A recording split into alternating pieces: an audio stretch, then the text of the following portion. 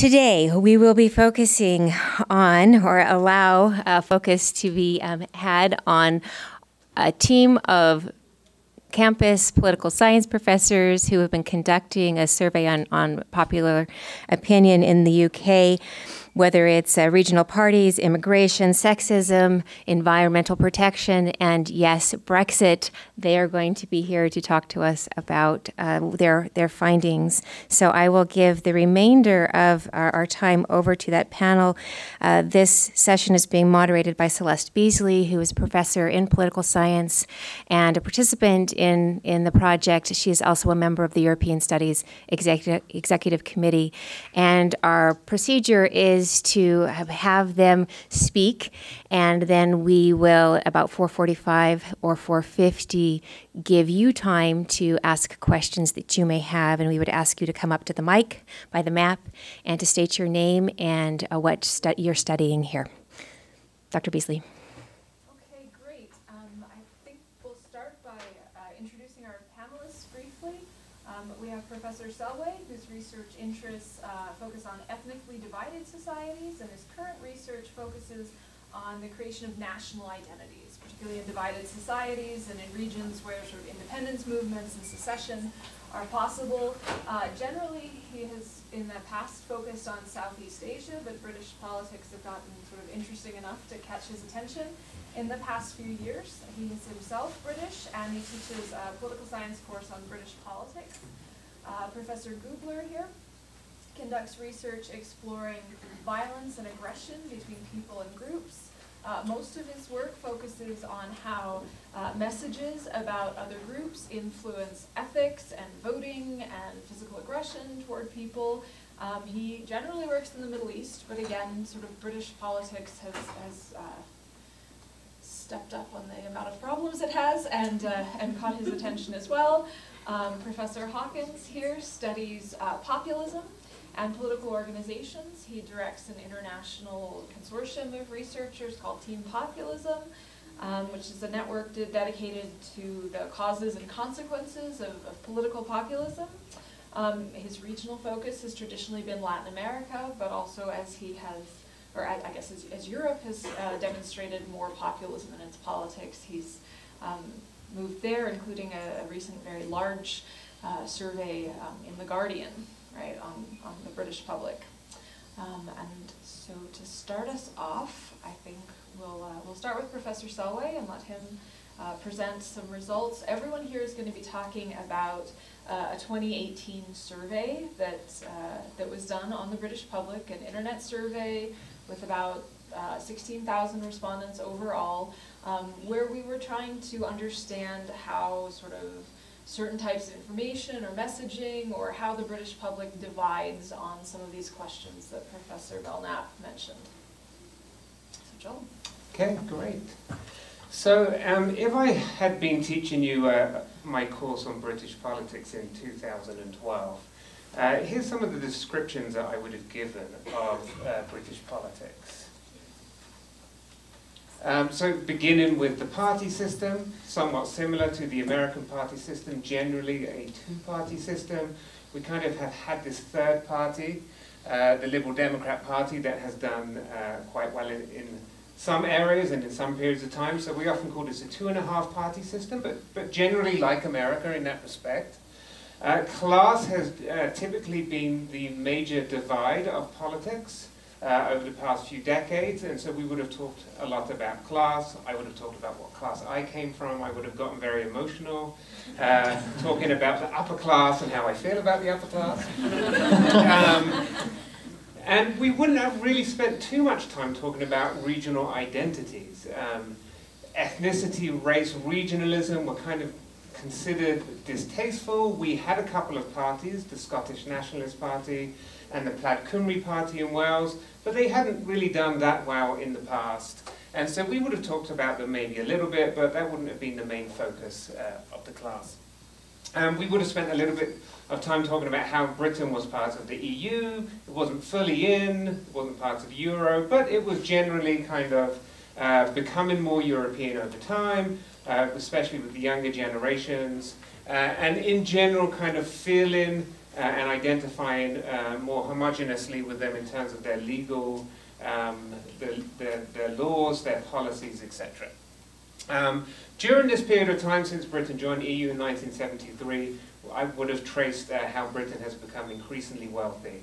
And so everything would have seemed quite rosy, not any huge divides.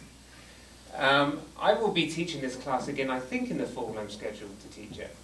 And I taught it last year when I did these study abroad programs in Britain. And these are the differences that I talked about and will talk about next time I teach this class. We have definitely moved from this 2.5 party system to an arena of multi-party systems. This includes the Scottish Nationalist Party, which for the first time has taken over nearly all of the seats in Scotland. Typically that has been a Labour stronghold. But other parties like the UK Independence Party have risen up as well. And so we now are in a normalcy of coalition politics. That's more than one party constituting the government. Class, we would have always talked about class, we still talk about class, but it has been replaced, especially in Wales and Scotland, and in some regions of England, with concerns about the region and those regional identities. And so, with the rise of the Scottish Nationalist Party, we also had an independence referendum in Scotland in 2014, which was narrowly defeated, so Scotland still is a part of the United Kingdom. But we have had increased devolution, so more powers kind of given over to the bodies, the parliaments in Scotland and Wales. You can think about this as maybe increasing states' rights and states' powers within the United States. Then 2 years after that, we had this surprising vote on Brexit, where a very slight majority of people voted to leave the European Union. And since that period of time, we've had kind of open warfare, talking about which parts of British society kind of agree with EU law, who wants to be completely sovereign, who likes to be part of European culture, who doesn't want to have anything to do with them. And if you've been following anything about British news over the past month, you would have seen that this really is a very divided time politically in the United Kingdom. So each of us are going to talk about some aspects behind that divide. Now, the project we did was not kind of like a traditional public opinion poll where we just go ask people, how do you feel about this? And then they tell us, or they rate it on a scale of 1 to 10. We're going to talk about things that we thought were underlying these divides. And so Professor Beesley has a project focused on gender, Professor Hawkins on populism, Professor Gubler on race and ethnicity, and myself on regionalism and nationalism. Each of these things are kind of new and increasingly strong interests in the British public, and we wanted to kind of investigate these things. Now, our approach to this, the one thing that united or unified all of our approaches, was the idea that we built into our survey some experimental designs. And we're going to talk a little bit about this, and why we did this, and some of the things that we learned from doing this, rather than just asking people traditional questions where they gave us an answer. And so, one of the main reasons we did this is when you ask people questions, especially in periods of time when politics is very heated, it's very difficult to get truthful answers. And so if you ask somebody how they felt about Brexit, depending on who was asking it, who else was around them when it was being asked, and a whole number of other features, you might not be able to get exactly how that person feels. So we built in some experimental designs partially to overcome that problem of truthful answers. A second reason that we built in these experimental designs is to try and get at causation. What is really making people feel this way or that way, rather than just asking them the question and getting them and kind of gauging the levels of that, we've built things into that will help us try and get at that explanation. And so each of us are going to talk about some of those projects. And I'm going to begin talking about my one. Now, I am going to give a shout out to my 4 students, a couple of which that I see here. If the others are here, forgive me because I'm not here.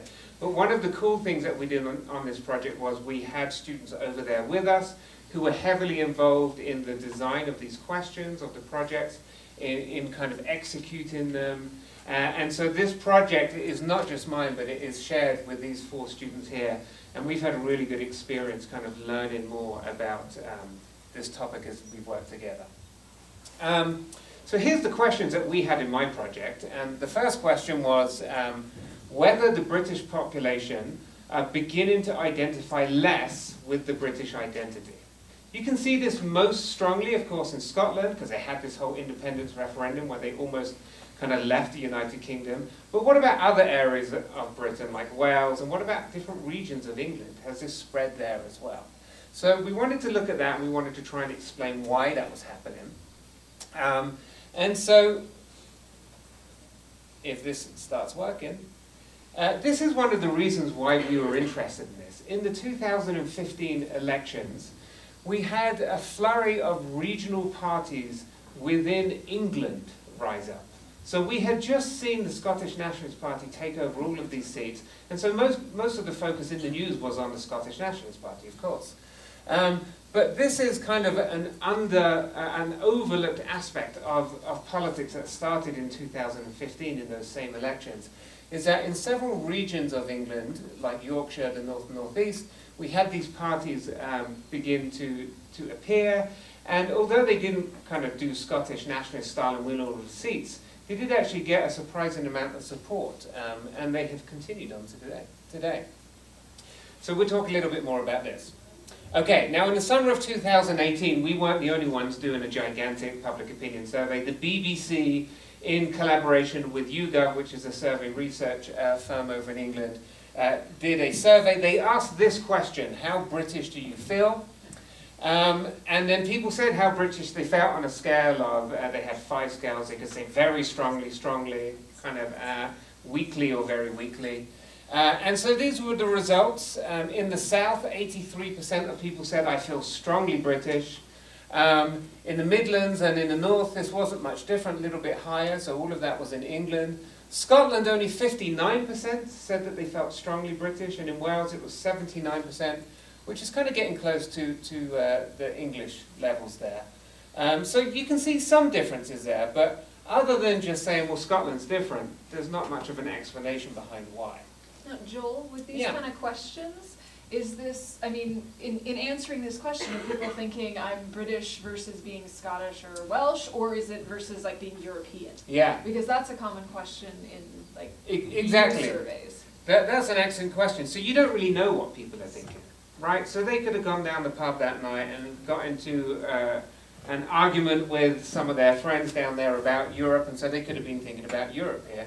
Or they could have been attending a rally of one of those parties and could have been thinking about their regional identity. We don't really know the context in which that is. You know, we kind of rely on randomization to try and soak up some of those effects, but generally we don't. We're just kind of relying on however people are interpreting that question. So that's one of the reasons that we tried to build in these experiments, so that we could kind of fix the context in which that they were thinking about these things. So that's a really important question. And so the question we actually asked them is a different type of question. We didn't just ask them, how British do you feel you are? We wanted to know how British they were compared to their regional identity, whether that was Scotland or Yorkshire. So this is what we did. So they got 1 point if they said, I'm only British, and they got 5 points if they said, I'm only Yorkshire. And so, in other words, the higher the points you're going to see on this next graph that I'm going to show you, the more regional that they feel. And you can see some similarities with that YouGov BBC survey. Over there you see Scotland and Wales. They are definitely the highest. Scotland is almost 4.5, so most people are almost saying, yeah, we're only Scottish. Wales isn't far behind. Yorkshire, surprisingly, right, which is a region in the north, is getting up there pretty close. And then we have some of these other regions. So one of the things we were able to do is really kind of dissect them by regions within England.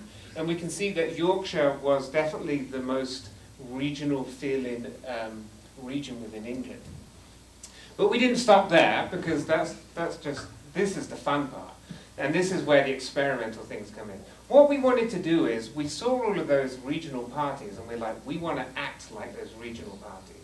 We're going to write some things into this survey, some rhetoric, something that they have to read, and really try and fire them up.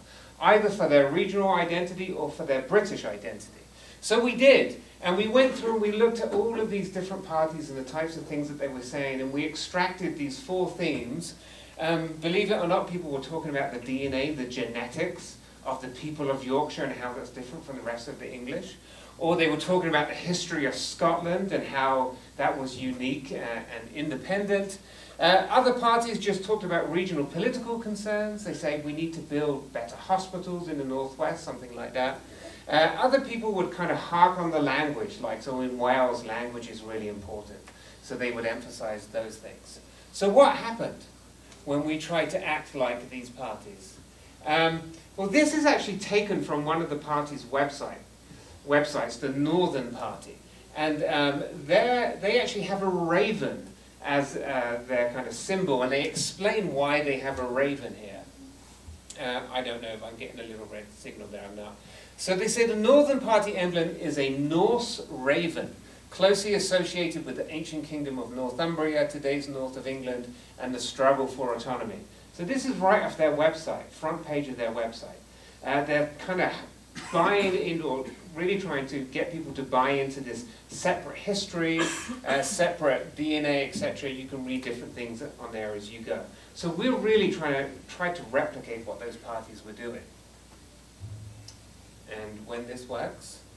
On the other side, we didn't just want to act like regional parties. We actually looked back to the Scottish independence referendum, and we looked at how the British parties acted, the Conservative Party and the Labour Party, and we saw the types of things that they were saying kind of in response to the Scottish Nationalist Party. So they were saying things like, hey, we're all one common genetic stock, we're all the same people, we speak the same language, and we have this common history, etc. So, you know, we tried to be fair here. We tried to act like both British parties and regional parties. And this is kind of what we found out. So actually, first of all, I wonder what do you think happened? Any guesses on what happened when we tried to act like a regional party? What do you think happened to their British identity? Or what might you guess happened? Any takers in the audience? Yes? I'm assuming when you were regional, they all became more regional, but when you emphasize like the big British parties, then they kind of saw more of that side of it as well. So right. It switched. Exactly, and that's what we hoped would happen, right? I mean, that's why we were trying to act like those regional parties or the British parties. In general, we saw some evidence in that direction, right? You try and make them feel more regional, they actually do feel slightly more regional. You try and make them feel more British, they feel slightly more British, but actually none of that stuff was statistically significant. So we saw them go in those directions, but essentially there was no effect. And that's because identity is a pretty fixed thing. It's kind of long term, it's built up over hundreds of different experiences, thousands of different experiences over your lifetime. It's pretty hard to shift that by getting them to read a single paragraph in an experiment. We had other outcomes we looked at, so attitudes towards devolution. Again, these kind of treatments did nothing. The one thing that they did do things for is support for the regional parties, right? So that's one thing that's kind of short term, it's low cost, and so we really kind of see some benefits for regional parties. And here's kind of the outcomes we saw. In Scotland and Wales, where we've had kind of parties for a really long time, they've been around a long time, people have kind of long-term fixed loyalties to them. We weren't able to move people very much in those two regions.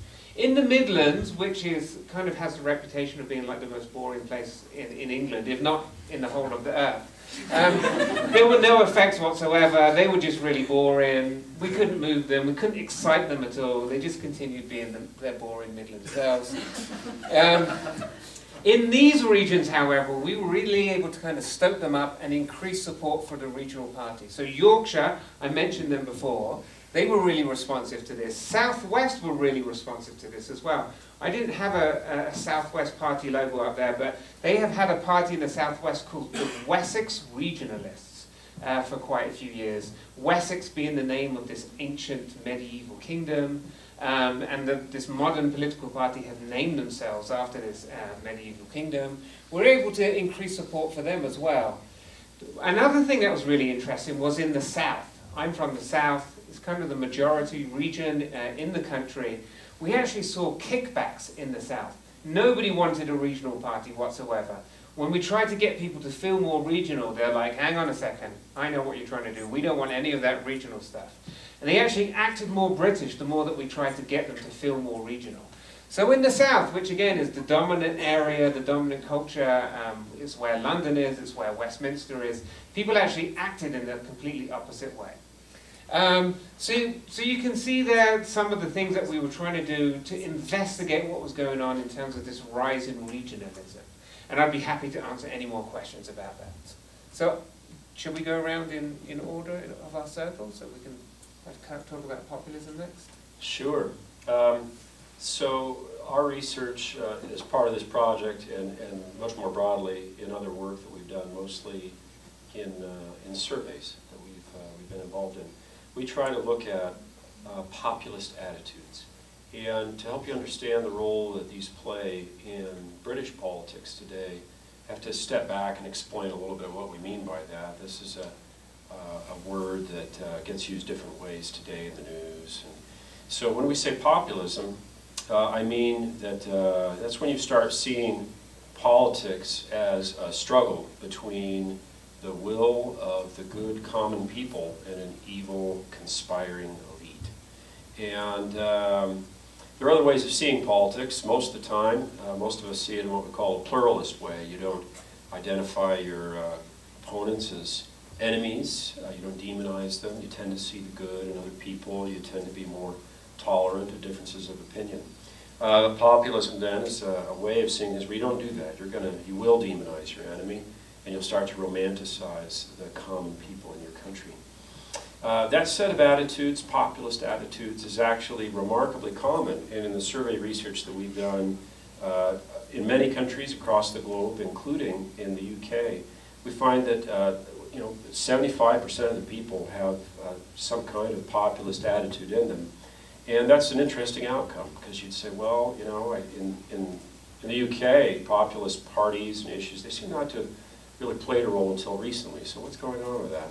And the way we understand this is that although populist attitudes are a part of a belief in democracy, and so are pretty constant and common, the right context, the right politicians, the right rhetoric starts to bring it out. It starts to make you think about populism, to see the issues around you in populist terms. And so, again, the UK is no outlier from this. British citizens, like citizens of Latin America or other European countries or the US, widespread populist attitudes, but they get aroused in certain times and over certain issues. Well, right now, obviously, in the UK, a couple of issues are most strongly associated with those populist attitudes, and I would highlight two, which are part of the whole Brexit debate. One would be concern about immigration, and then the other, of course, would be about the EU and what it does, how it constrains Great Britain and its people. Now, just mentioning those issues, you would say, well, yeah, I knew that already, right? Of course, that's what Brexit was about. And why does the word populism help me understand that any better? And what we've found is that populism helps us think more carefully about why these issues mean something to people, to British citizens, and how they could drive things like a vote to leave the European Union. And this is really helpful to keep in mind as we approach these and think about, if I'm a politician in the UK and I want to respond to these feelings, what do I do? How do I approach these issues? Do I just need to talk about something else and avoid immigration or the EU? Or can I do it in a way that somehow responds to the voters' concerns? What exactly are those concerns? Are they just material? Are people just worried about their jobs? Maybe it's some other particular financial interest they have. Maybe it's just some kind of racism they feel. What's going on with this? And where populism, thinking about these things in populist terms helps the most, is in recognizing that when people make an issue about immigration or a concern about the EU, when they make that into a populist issue, what they're saying is something about this has violated my rights as a citizen to equality before the law. And the idea is that all of us, believers in democracy and seeing ourselves as a citizen of a democracy, we understand ourselves as not only bearers of duties, but rights. And I enjoy the same kind of rights that Professor Gubler would here. Maybe not so much Professor Selway, if he's not a citizen of my country. Joel, do you have dual citizenship? He does. So he's good. He's in with me. We have the same rights. Because if he didn't, I would say, well, I'm a citizen of my country. You are of yours. You have your rights over there. I got mine here. And we're each entitled to those. And what I want is a government that looks at me and treats me as fairly as it does anybody else. And so the problem and the reason that these issues are arousing populist sentiments is because something about it isn't treating people fairly. And often with populism, there's a grain of truth to that populist complaint. So with each of these, I think it's important to look closely and say, well, what might be going wrong with this? What might make an average British citizen say, I really hate the EU, and I want to pull out of it so much that I'm willing to harm my own economy, maybe. Or I'm really distrustful of immigrants. I'm not necessarily racist. Maybe I am, but let's say I'm not. But there's something about immigrants that bothers me. What is it? Well, in each of these, there's a sense that these groups are somehow being privileged. Other people are being privileged more than I am. So in the case of the EU, we'd say, well, I've got a bunch of politicians somewhere who are making decisions that harm me. And here's the rub. They help some of my other citizens more. They put me at a disadvantage. Maybe I'm in a company or I have an education that can't handle this environment that the EU is creating for me. This is really unfair because I thought I was a citizen just like the person next to me. And of course it adds to it that in the EU we talk about European governing bodies that aren't especially democratic. I mean, they're being chosen very distantly by the voters. And that just aggravates it all. So here's something that wasn't really elected democratically and is doing things that harm me more than my fellow citizens. And even worse, my local politicians seem to be accomplices in this. They're making it worse. They're not stepping in to create policies that could level the playing field and help me compete with these other wealthy or well-placed individuals in this new globalized EU kind of environment. So why do you hate the EU? It's not just because you like small government. It's because you think the EU and your local politicians are working together, conspiring against you, treating you unfairly as opposed to fellow citizens. Likewise with the immigration. Well, why would you be upset about immigrants? You'd be upset about it if you started to think that immigrants are getting better treatment than me, if they're being somehow subject to laws or not subject to them in ways that I am. And so I feel like that's really unequal. I mean, I have to obey the law. Why don't they? I thought these privileges would be given to me as a citizen, but it turns out they're going to be given to them too, even though they're not citizens. And you start to resent this. So I think that's one really helpful thing to remember as we talk about debates over Brexit in the UK and how it arouses some of these feelings. There's a little grain of truth to it. And so if I'm a politician in the UK, I should be thinking, okay, I can't just brush this aside and say, oh, these ignorant people. I mean, they should support the EU, of course. What's wrong with them? You know, they want to go back to the Stone Age. And recognize, oh, they have these concerns. And you know, those are legitimate concerns. And I think we could address those. So, you know, let's make that work. A much better, more productive way of approaching issues concerning the EU or concerning immigration. The other thing to help keep in mind as we studied this, and Professor Selway talked about the way British politics has been dramatically reshaped, is populist attitudes cut very much across existing parties and divides in the UK, just like they do in many countries. They're not necessarily located one party or the other. I mean, let's face it, if 75% of the people have populist attitudes, I mean, then this is going to be found in a lot of parties. And we know that in fact these issues do divide the conservatives, they divide labor today. One of the reasons why this is such an intractable challenge right now, because the party leaders have so little incentive to stake a claim either way on this. They don't want to divide their parties. So again, think about populism, bring in that idea, recognize that it is something a little distinct, a distinct set of ideas. I think gives us a window into the nature of the complaints that drove the Brexit vote and continue to inflame the current debates. Okay, so my research, as Professor Selway mentioned, was on gender. I was interested more in the effects of Brexit as the source of big, very salient, top of mind for everyone source of economic insecurity and how that might influence attitudes towards women. And so we looked only at the male respondents in the survey, and what we found was that people who were primed to think about Brexit, men who were primed to think about Brexit, reported that women should be paid less than men in the control, and also that they should be listened to less at work.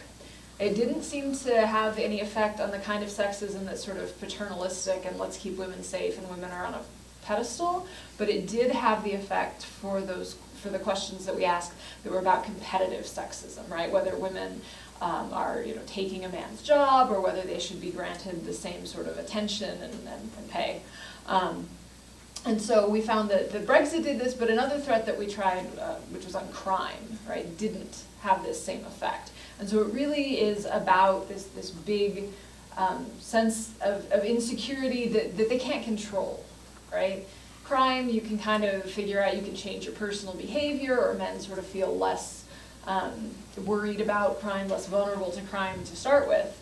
And so those threats didn't move it, and it didn't change benevolent sexism at all, but it did increase this sort of competitive or hostile sexism, specifically related to workplace attitudes toward women.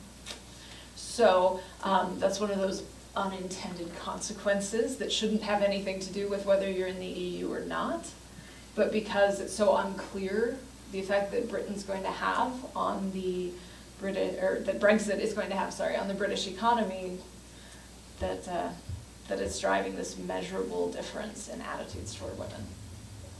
So, I mean, that seems to connect to Professor Hawkins' research in some ways. Maybe people are being primed to think, well, Brexit or the EU specifically is being unfair. They are privileging women over me, and maybe this is arousing populist attitudes. I don't know. What do you think about that? That may be. That's not something we've explored at all. Is it a gendered aspect of populism? Yeah. Well, I should say populist attitudes are shared broadly across. There's no gender difference in just who generally has the potential for this. But particular issues certainly get connected to it. And so this is typical of radical right populism in Europe, as it's pretty gendered. It's very male-centered.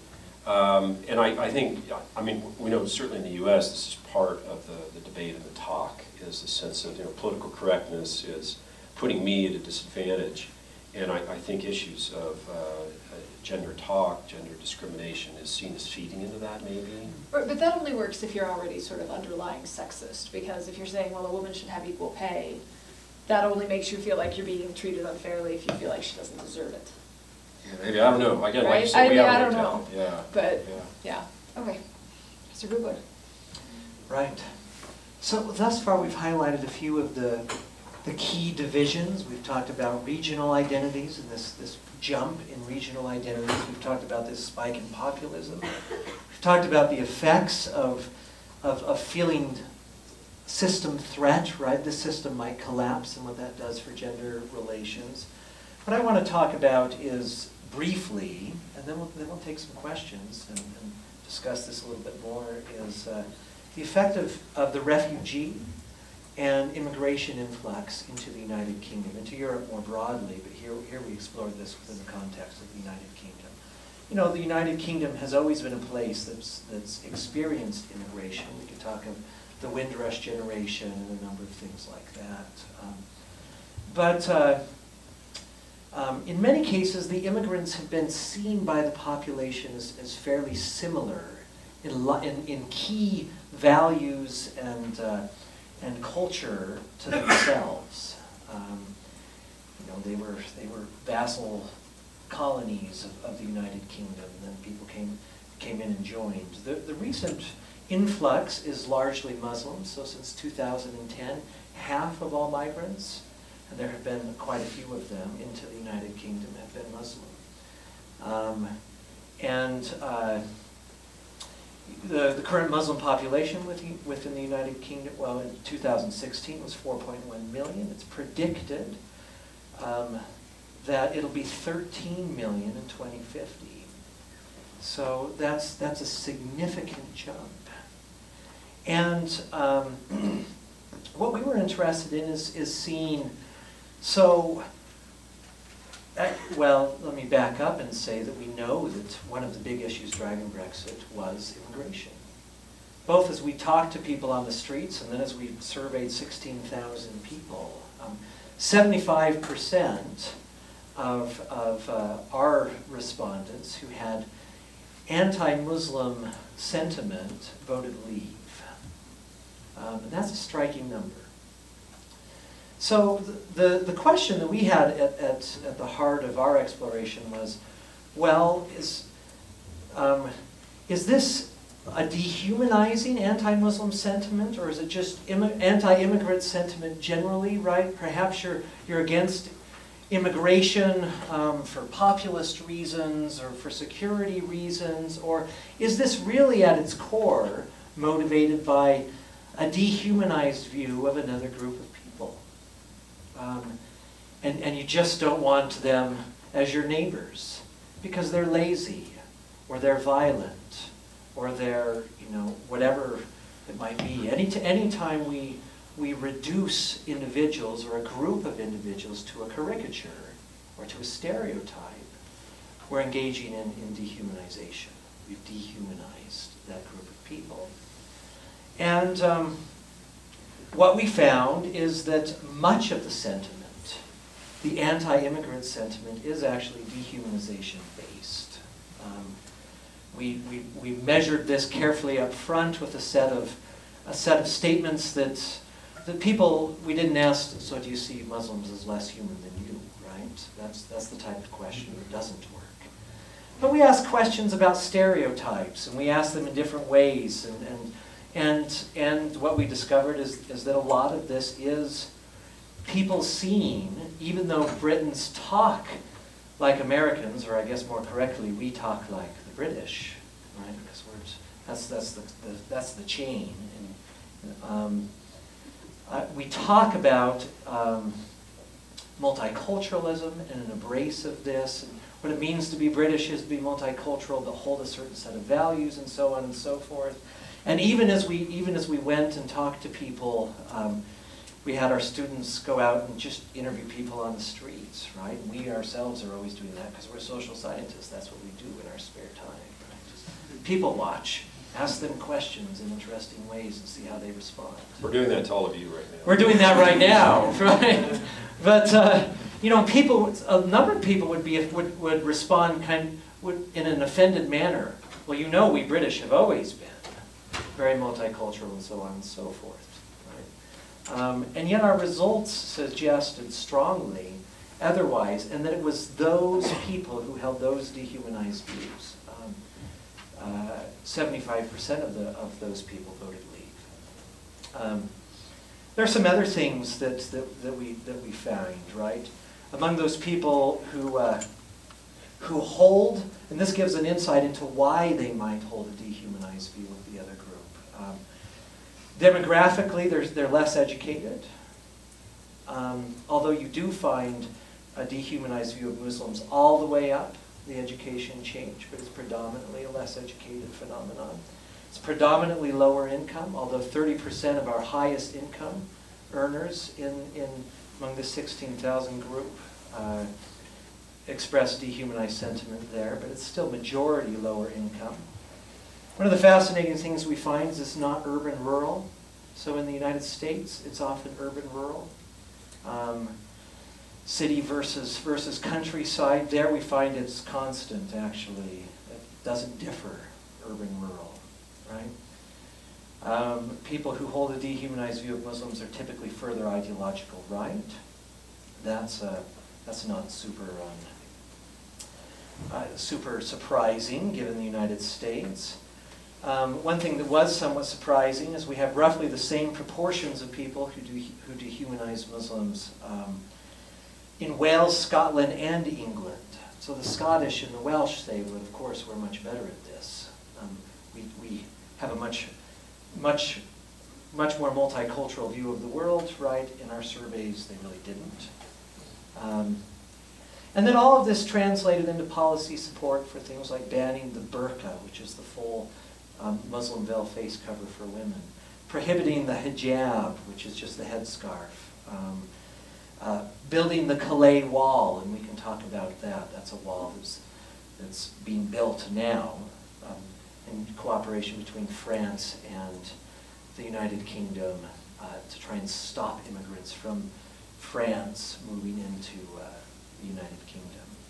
So what we do see is a lot of anti-Muslim animus within the population as a whole, and a number of divisions as that population grows that we think are fascinating in explaining some of the challenges the country currently faces.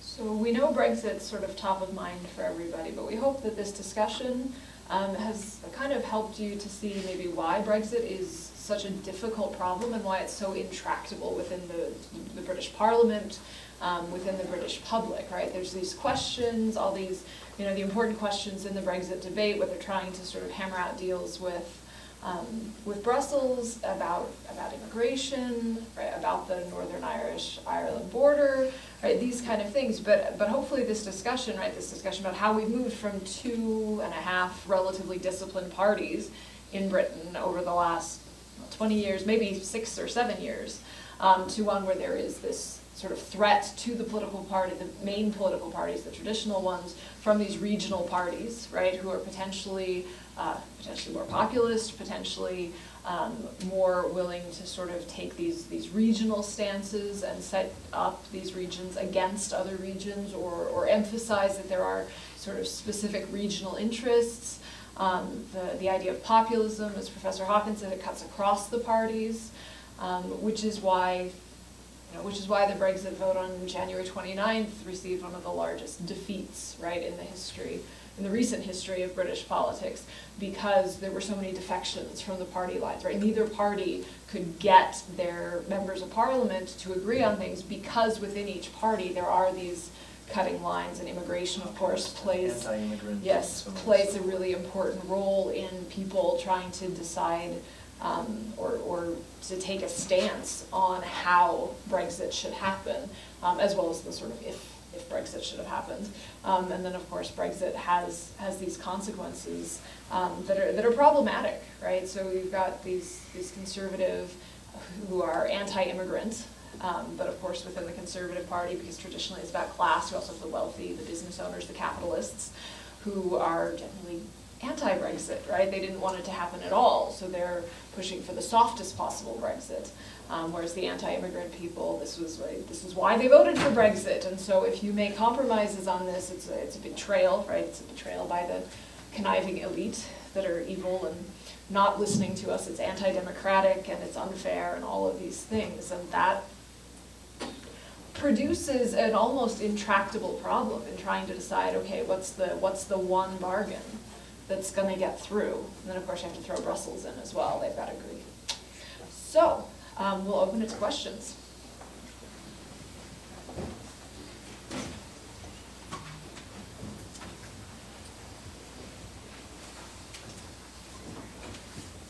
Hi, I was just sitting closest, so I think I got here first. My name's Aiden Houston. I'm a European Studies major and a Russian major. My question relates to these regional parties that are springing up. Do we see any sort of ideological trend amongst these parties? I noticed that the logo for the Yorkshire Party looked like it had kind of a Labour-esque rose in there. Is there any sort of ideological trend amongst them, or is it purely along regional lines? Yeah, so they tend to be along regional lines. The rose in the Yorkshire First Party is actually based on the traditional flower of that region. If you know about English history, you'll know about the War of the Roses. Yorkshire was one of those two regions that were prominent in that conflict. And so that's really kind of harking at regional, it's really trying to remind them that, hey, you were an independent region, and in the history of England you have been strong, and now you're not. Now you're just another region that's kind of been soaked up by the strength of Westminster. So you see a lot of the rhetoric from these parties has to do with devolution. They want parliaments in the same way that Scotland and Wales have. It has to do with regional interests, so especially control over their economy. And there's a lot, although they won't ever say specifically, it is our goal to create a strong culture within England. You definitely see a lot of that kind of rhetoric from those parties that seem to indicate that if that's not their goal, that's at least kind of the tool that they're using to get to their end goal. But yeah, ideologically, left, right, you don't really see them fall along those traditional lines. And I think this is a point that Professor Beesley just mentioned. With all of these things, we're just seeing these cut across traditional party lines. And so what we really got a sense of was that this country is in flux. And this is why, within the same week that you see a party having the largest defeat in the history of the Commons, just a few days later they vote in support of keeping the Prime Minister in power. So nobody wants to kind of unsettle that, the leaders of the main parties, but there are definitely niche opportunities for these regional parties to take advantage of that. Thank you. Hi, my name is Joseph. I'm an international relations major, and my question is for all four of you, actually to that point where you had the vote against Prime Minister May's plan, and you had the vote against no confidence, and then now there's this fight for no deal Brexit and deal Brexit, changing terms, which obviously Donald Tusk has even talked about the place in hell reserved for those people recently. And so I guess my question for all of you is, what kind of lines or coalitions are possible? Because we've talked about how things like the racism, things like the populism cut across the traditional British divide. So what kind of possibilities of coalition to move forward did you guys see from your research? Are there possibilities? Okay, so first, to speak to the reason why I think the this is a little tongue-in-cheek, but I think they voted confidence in May because nobody else wants to take this job. Especially not right now, right? It's more of a, let's not change horses in midstream, we've got to figure out what's going on, and it's better not to try and sort of completely start from scratch. And so I think that was why. The people liked different aspects, potentially, of the bargain, but not the way that it was put together. And honestly, I don't know that there is a bargain. I'm afraid that what's going to happen is a lot of sort of cycling, right? Where you pick up certain people who can support a new, tweak the deal a little bit, and they'll support it because it took care of whatever was most objectionable in the previous deal, but you're going to lose some people. And so I'm not really sure what it's going to take to get a parliamentary majority. And I'll just add, what typically happens is as you move from an initial two-party system or 2.5 to a multi-party system, is that you actually see formal divisions within those parties. And that almost helps, right? I think of the case of Israel, which will often have 8 to 10 parties in a governing coalition, which is a remarkably high number. And all of them have specific interests, but at least in that case, the interests are clear. Whereas right now, what you're seeing with the Conservative Party is you have a number of different groups on varying dimensions, right? And that's why I think it's so difficult. And who knows if inertia will make it such that we don't see party splits and people end up working things out, or if we actually do see additional party splits, as we have in other places. I think what we really need are new elections, because politics has moved so fast in Britain, and the tone of public opinion that, I genuinely think there was a majority for Brexit when we held that vote, and for a short time afterwards. If you look at public opinion polls now, and this is just almost 3 years later, it's definitely in support of Remain. And so you have parliamentarians that were elected under these old preferences, if you will, trying to vote on something that the British public no longer want. And you know, the Labour Party is equally as fractured as the Conservative Party. What would I mean, I would like to see, but I also think there's definitely a majority in the public for this, is if one of the major leaders actually came out and said, we are pro-Remain and we are going to fight for Remain. Nobody's done that yet from the two major parties. Because of the splits within their parties. Because of splits within their parties. So if you ran new elections and one of them ran on that platform, you could potentially see them gaining a lot of support from, you know, the opposition, the traditionally opposition party, around that issue. There are personalities involved too, unfortunately, and a lot of people don't like Jeremy Corbyn, and so you might have to see some change in leadership for that to happen too. But.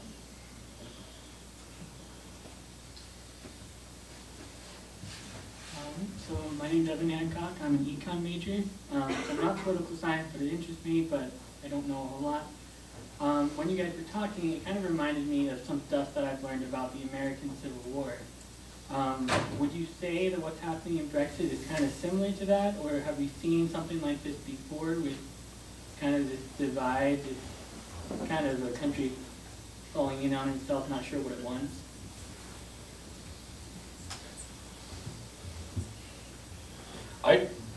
I would say no, not that there's not division within the public and among the parties, but that it's not neatly divided territorially. One of the things that makes the Civil War in the U.S. happen is that you've got these pretty neat geographic lines, and because of that, they would refer to it at the time as a sectional conflict, a word designed to capture something that wasn't just sort of an ideology and interest, but also this territorial thing. And although you see some regionalism in the UK, I don't know that the Brexit divisions or these others neatly fall along regional lines. So it wouldn't play out the same way. That doesn't mean that it couldn't be messy. I don't know that it would get to violence, because these don't quite seem to be fighting issues. But yeah, it would certainly be messier. But there has been, just right after the Brexit vote, there was a discussion about whether Scotland wanted to run another independence vote, for example, because all of the electoral regions in Scotland voted to remain, right? And that was also actually true for Wales and Northern Ireland. Yeah. And so, well, I don't foresee that happening. I think you'd have to have a really sort of economically disastrous Brexit. It is, I think, still a possibility, right? Yeah, I think some sort of a secession. That line is, I think, the one where where it is more like right, but not a violent one. Right. So I was in class until 4:45. So if you already covered this, I'm sorry. With regards to a second referendum, is the opposition to that mainly a second referendum would be like an infringement upon the democracy we've already like existed, or is it what's the mindset there? Is that Joel can speak to this well. We kind of do have this kind of hopeless, almost fatalistic commitment to majoritarianism, even if it's just by one vote. So a lot of people say, well, you lost, and they actually lost by slightly more than the Remain people lost as well. So, but yeah, I mean, it's mainly been the Scottish Nationalist Party that said, well, hey, look, Scotland voted heavily to Remain. You voted against this. There were lots of constitutional issues that came up because of this. The Scottish Parliament said, actually, you've devolved all of these powers to us, and this has implications for all of these powers. So in order to actually pass the Brexit vote, you actually have to pass it through the Scottish Parliament. It would never pass the Scottish Parliament. So this eventually went to the fairly newly created Constitutional Court, and they said, they eventually came out and said, oh no, it doesn't have to go through Scotland, which of course angered the Scottish people quite a lot. But so those are some of the issues going on there. Yeah, anybody else want to chime in on that? I guess I would just say that there is the Westminster system is, as Professor Selway has noted, committed to this idea of majoritarianism. And so the talking points you hear about why won't we hold another Brexit referendum, or why not another Scottish indie ref, right, come back to the point of the people have spoken. And And for the people to have spoken and then for us to go back and say, well, did you really mean it, right? Or to maybe do what the Utah legislature is doing and saying, well, we probably know best, so we'll just do something different, right? Is not necessary. It's not the Westminster way. And I think that's part of what you're seeing here. And, well, I also think that sort of the role of populism plays a role. Because, I mean, talk about making you, especially because the Leave voters tend to be the ones who feel that they've been treated unfairly, right, with the EU, with everything, right, that they managed to get the turnout, they managed to win the election when it counted, and now you're just going to run it again because you want to preserve the system that is problematic and unfair to us. I mean, I really think that that is a big part of this discussion as well. So yeah, that would be the old British sense of fair play, which really, I mean, it matters. A lot of these informal norms, I mean, even though I'm actually against the Brexit vote, I'm actually kind of, it gives me hope, right, that people are sticking to these norms and not just throwing them out the window. So, you know, those are the things I think in the long term hold the country together regardless of the outcome. I have a different preference for the outcome, but I think as long as politicians and the public are sticking to these democratic norms and not throwing them out the window, to me that feels more important. So. And I think we are out of time. We're just past the hour, so. You could come up and ask us after. Yes, we're happy to talk to people for a few minutes after, but I think we're going to call it. All right, please join me in thanking our panelists.